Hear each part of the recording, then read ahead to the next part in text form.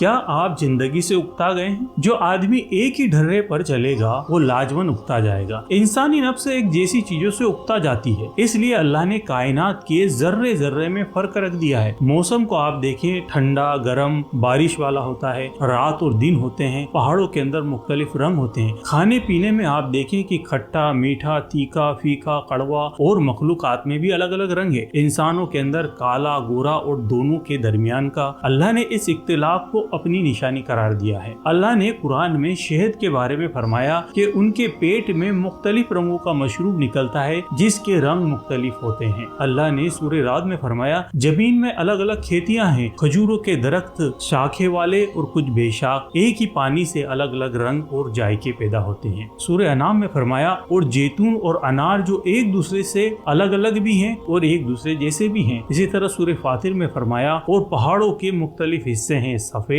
सुर्ख और उनकी रंगत भी मुख्तलिफ है, बहुत से घेरे और शिया हैं। सूरह इमरान में फरमाया ये गर्दिश जमाना है, इनके लोगों के दरमियान हम इसको उलटते पुलटते रहते हैं। बनी इजराइल के ताल्लुक से आता है कि वो बेहतरीन खाने से उकता गए थे क्योंकि वो रोज एक जैसा था और मुद्दत से खा रहे थे। इसलिए आप देखें कि अल्लाह ने अपने जिक्र को भी एक जैसा नहीं रखा। अल्लाह ने कुरान में फरमाया कि जो लोग अल्लाह को उठते बैठते अपनी करवटों पर लेटे हुए याद करते रहते हैं। बहुत सी इबादतें देखें, कुछ आमाल कल्बी हैं तो कुछ कौली हैं और कुछ अमली हैं, कुछ माली, नमाज जकात रोजा हज वगैरह। नमाज में भी कयाम रुकू सजूद जलसा सलाम मुख्तलिफ चीजें हैं। लिहाजा अपने इल्म और अमल और रोजमर्रा की जिंदगी में अलग अलग अंदाजे पैदा करना चाहिए। मसलन इल्म हासिल कर रहे हैं तो कभी कुरान, कभी उसकी तफसीर, कभी सीरत, कभी हदीस, कभी फिक, कभी तारीख, कभी अदब और कभी आम मालूमात वगैरह रखें। इसी तरह अपने वक्त की भी तकसीम करें, कुछ वक्त इबादत के लिए, कुछ खाने के लिए, कुछ लोगों से मिलने जुलने के लिए, कुछ मेहमानदारी के लिए, कुछ वर्जिश के लिए